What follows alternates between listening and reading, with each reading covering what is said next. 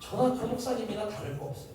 의를 읽는 순간 성도는 심장을 빼앗기는 겁니다. 이걸 알아야 돼요. 저도 종종 집사님들하고 싸우거든요. 많이 싸워요. 저도 집사님들하고.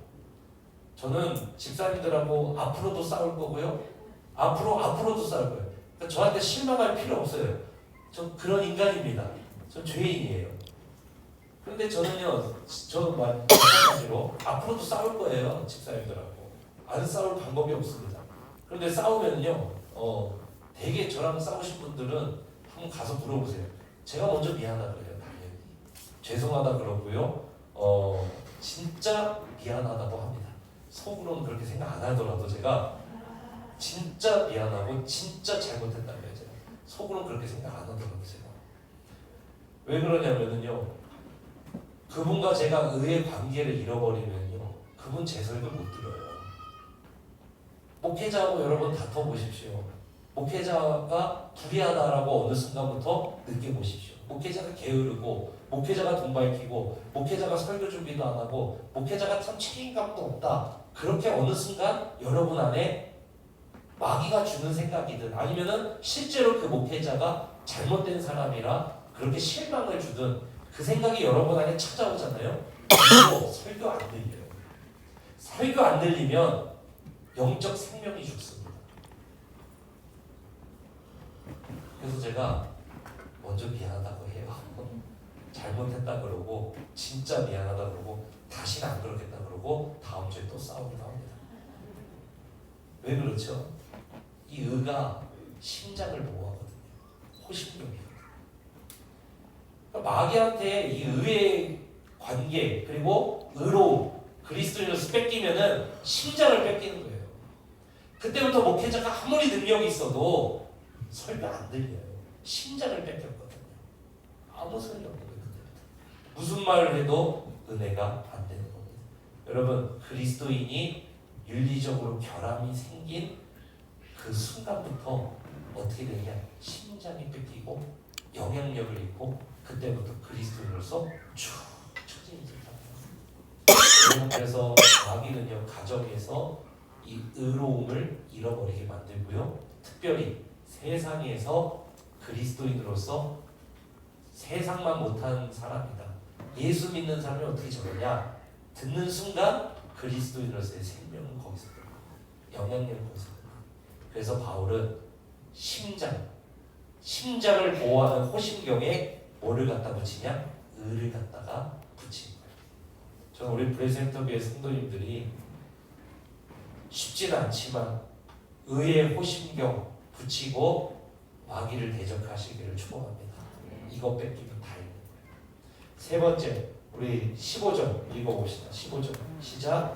평안의 복음이 준비한 것으로 신을 신고. 이사야 52장 7절이거든요. 이 배경이. 같이 한번 읽어볼까요? 52장 7절 시작. 좋은 소식을 전하며 평화를 공포하며 복된 좋은 소식을 가져오며 구원을 공포하며 시온을 향하여 이르기를 하나님 통치하신다는 자의 산을 넘는 발이 어찌 그리 아름다운가. 이제 이사야 선지자가 앞으로 복음의 좋은 소식이 이제 들릴 거다. 예수님이 오셔서 왕이 이제 너희를 통치하실 거다. 이 예언한 거거든요. 그래서 이제 바울이 복음의 평안의 복음의 신 요걸 이제 이야기해요. 자, 그런데 영적 전투에 왜 이 복음의 신을 준비해라 라고 이야기를 했냐면, 복음의 신을 신으라는 것은 성도로 하여금 복음 메시지를 준비하라는 거예요. 복음 메시지.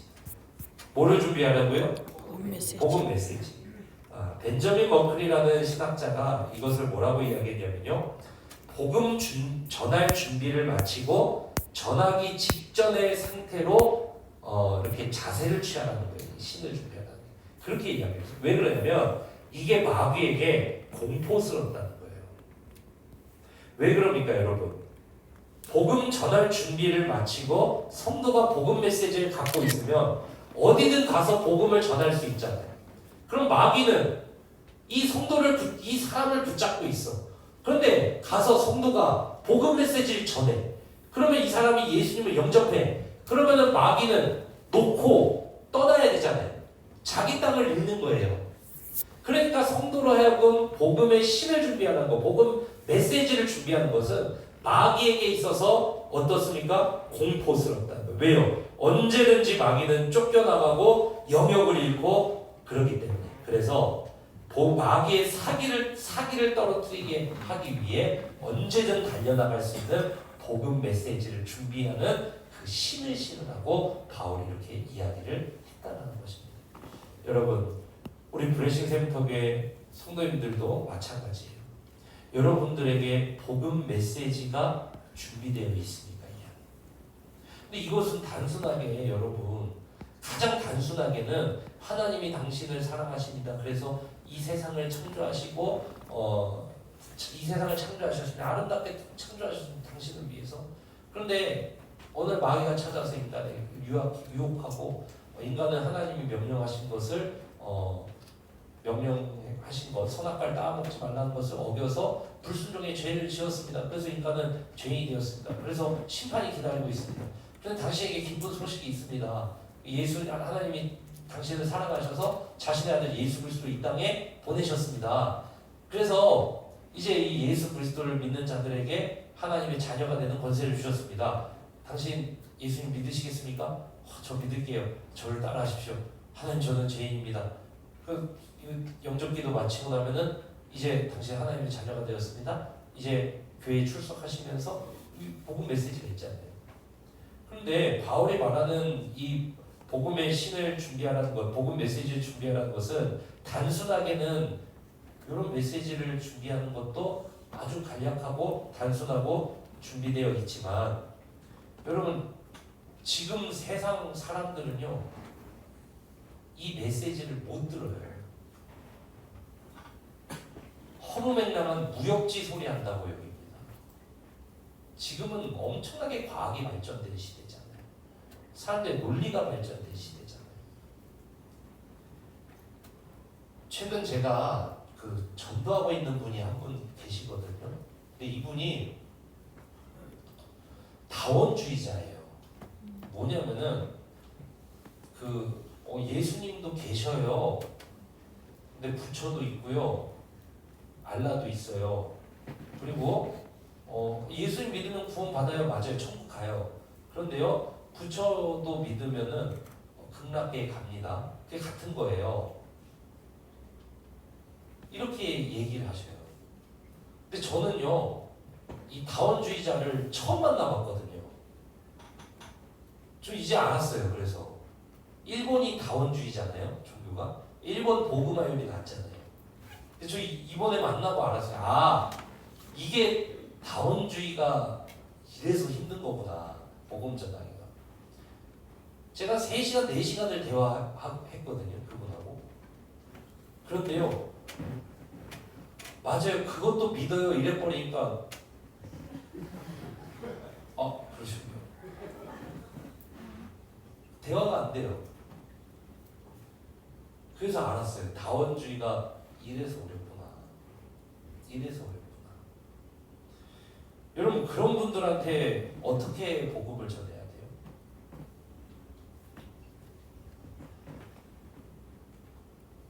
또 어떤 분 만났더니 저한테, 제가 또 최근에 복음 전하는 또 다른 분은 저한테 이런 말씀을 하세요. 자기 인생이 진짜 어려웠대요. 자기는 정말 상상 못할, 목사님이 상상 못할, 제가 목사 걸 알거든요. 그분이. 목사님 상상 못할 고난을 자기는 당했대요. 아직 그 고난이 뭔지는 제가 못 들었어요. 그런데 그분이 이러시는 저한테, 하나님이 계시면 왜 내가 힘들어야 돼요? 이렇게 질문하면서 들어요. 하나님이 사랑이면은 왜 이 세상에 악이 있어요? 이런 분들을 대상으로 여러분 지금 복음을 전해야 돼요. 여러분, 지금요, 제가 이번 주에도 목회 칼럼에도 그런 내용을 실었지만, 제가 최근에 그 건축 때문에 정말 많은 교회를 다니거든요. 정말 많은 목사님들을 뵙고 목회하시는 것도 많이 듣고 제가 이렇게 하고 또 목회 세미나나 이런 데 가서 목사님들 얘기도 많이 들어보고 이렇게 하는데 지금 교회들마다요 가나안 성도 있죠. 가나안 성도가 거꾸로 하면 안 나가잖아요. 그 가나안 성도라고 불러요. 이 안 나가 성도가 뭐냐면 믿음은 있는데 교회는 안 나갔다는 거예요. 교회가 싫어서. 근데 그런 분들이 퍼센티지가 꽤 높아요. 그럼 그런 분들은 좀 금방금방 변하는 또. 그러니까 지금 제가 돌아다녀 보니까요, 교회들이 건축도 그렇고 공간 구성도 그렇고 목회하시는 방침도 자세히 들여다보니까 수평 이동하는 성도들이 있죠. 그리고 그 안나가 성도님들이 있죠. 그분들한테 최적화돼 있어요. 그리고 그렇게 되어져 가고 있더라고요. 제가 너무 놀랐어요.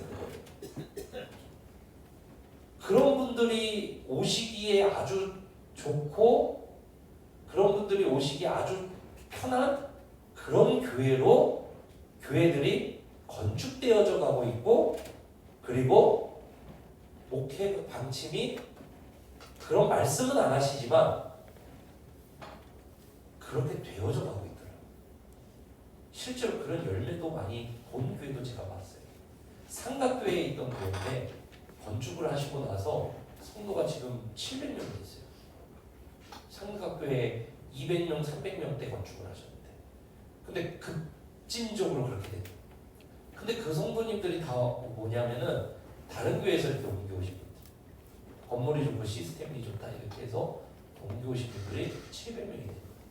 물론 저는 그분들을 잘 훈련시켜서 주의 분사로 쓰임 받아야 되기 때문에 다 필요한 사역이라고 생각합니다. 그런데 그 400명은 다 어디서 온 걸까요?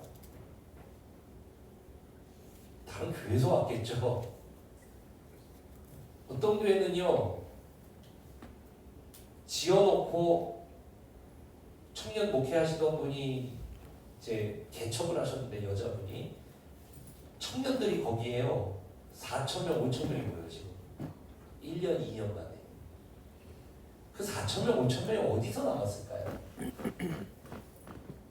다원주의 믿는 청년들 그리고 여러 가지 믿지 못하는 이유를 가진 불신자들이 전도돼서 4,000명, 5,000명이 됐을까요 지금? 아니에요. 그냥 개 교회에 있는 청년들이 물론 이제 이동을 하는 거예요. 근데 이런 모습을 많이 봐요 제가. 무슨 말이냐면 교회들이 생각보다 복음을 전할 수 있는 그 실력이 없구나. 제가 그걸 많이 느낍니다. 제가 앞에 말씀드린 분들 제가 복음 전도하고 있다고 했잖아요. 이제 지금은 알겠어요. 왜냐면 그런 쪽으로 이제 제가 관심이 많으니까 이제는 그분들 대화하고 뭔 말을 해줘야 될지 알고 이제 다음에 그게 왜 다원주의가 잘못됐는지 그분하고 제가 다시 얘기를 하기로 했거든요. 근데 그때 시간이 없어서 말을 못했어요. 근데 이제는 알겠어요. 근데 여러분 생각보다 교회와 성도님들이 복음 메시지를 전할 준비가 되어 있지 않다는 걸 말해요. 목회자들도 마찬가지예요. 이런 고민 잘 안 하거든요. 왜 하나님이 사랑의 하나님 계신데 왜 이 땅에 이 세상에 악이 존재하냐? 여러분 뭐라고 대답하시겠어요? 성경 보고 오세요. 다 배웁니다 그런 거.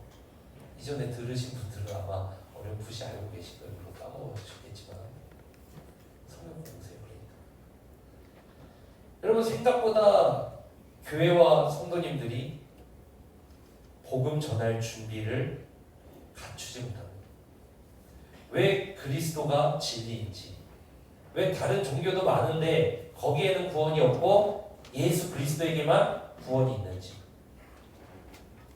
그것을 어떻게 지금 시대의 사람들이 받아들이게 설명을 할 수 있는지 이 준비가 안 돼요.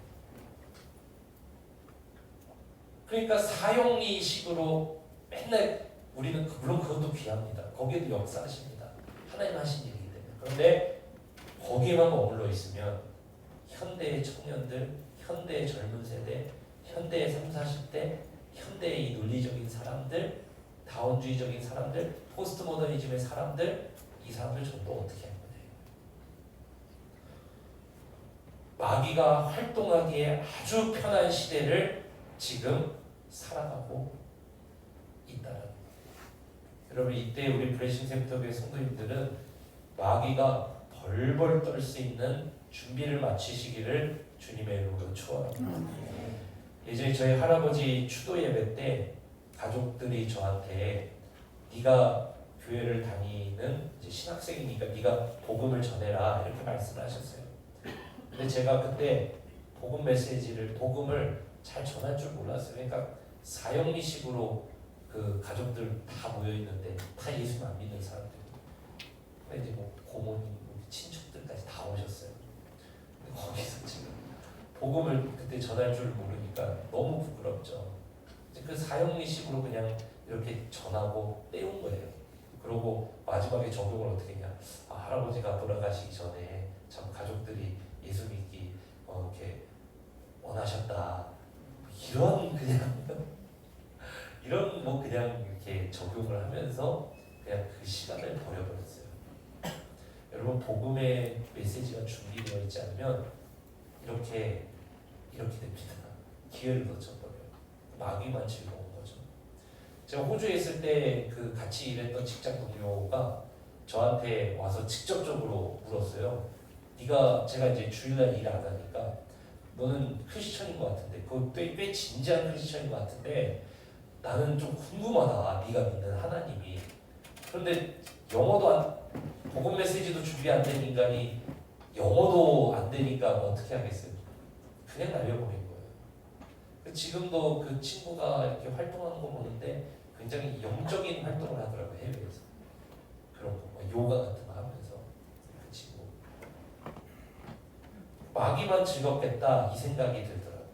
그런데 제가 하나님께서 어떤 특별한 좀 이유가 있어서 이제 그런 쪽으로 이렇게 좀 변증이나 그리고 복음 메시지 준비하는 거나 이런 것들에 하나님이 좀 특별하게 좀 훈련시키신 그런 기간이 있었거든요. 그 기간에 이제 제가 그때 암 수술하면서 이렇게 병원에 있을 때 그때 같이 누워있던 그 할아버지 두 분을 제가 전도를 했거든요. 근데 그 중에 한 할아버지는 정말 험악한 인생을 사셨는데 그 할아버지가 나중에 우시면서 고맙다고 우시면서 그 간증 한번 했죠, 여러분. 기억하시는 분 아마 있을 거예요. 그때는 복음 메시지를 전할 준비를 마친 상태였거든요. 그 할아버지는 지금까지 정말 험악한 인생을 사셨거든요. 그리고 치매 있으신 어머니를 돌보시면서 험난한 인생을 사셨는데 가족 관계 다 깨지고 외로운 인생을 사셨는데 복음 듣는 순간 마귀는 영역을 잃고 그 할아버지는요 빛이 비치는 인생으로 새로워지게 됩니다. 여러분 그리스도인들이 복음 메시지가 준비되면요 마귀가 벌벌 떱니다. 우리 브레싱 센터교회 성도님들이 복음 메시지가 준비된 인생으로 살아가시기를 축원합니다. 말씀을 맺으려고 해요.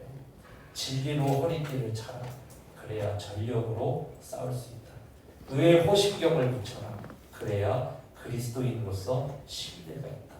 평안의 복음의 신을 신어라. 그래야 마귀가 긴장하고 떨며 마귀의 사기가 확 떨어져 버리고 마귀는 벌벌 떨게 된다는 것입니다. 여러분 이 세 가지 중에 하나라도 없다고 한번 생각해 보세요. 복음 메시지는 준비됐는데 그리스도인이 의를 잃어버렸어요.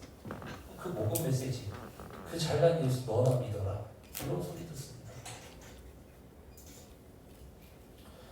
복음 메시지도 전할 줄 알아. 그리고 사회에서 제법 신뢰도 있는 사람이에요. 그런데 내가 이것이 진리라는 확신이 없어. 그럼 가족들한테 이거 민망하게 전하러 나가겠습니까? 이거 가지고 내가 평생을 일하고 이 복음을 위해서 일꾼이 되겠다. 이런 결단으로 그 성도가 살아갈 수 있겠습니까? 그럴 필요가 없는 거예요. 이게 진리라고 믿지 않는다. 어때요? 세 가지 중에 하나라도 없으면 안 되는 겁니다. 여러분 그래서 우리 블레싱 센터교회 성도님들은 이 세 가지 준비를 딱 했을 때 비로소 마귀와 싸울 준비를 마치게 된 것입니다. 진리, 의, 복음 이 세 가지 준비하고 가정으로 나아가시기를 주님으로 축원합니다. 일터로 나아가시기를 축원합니다.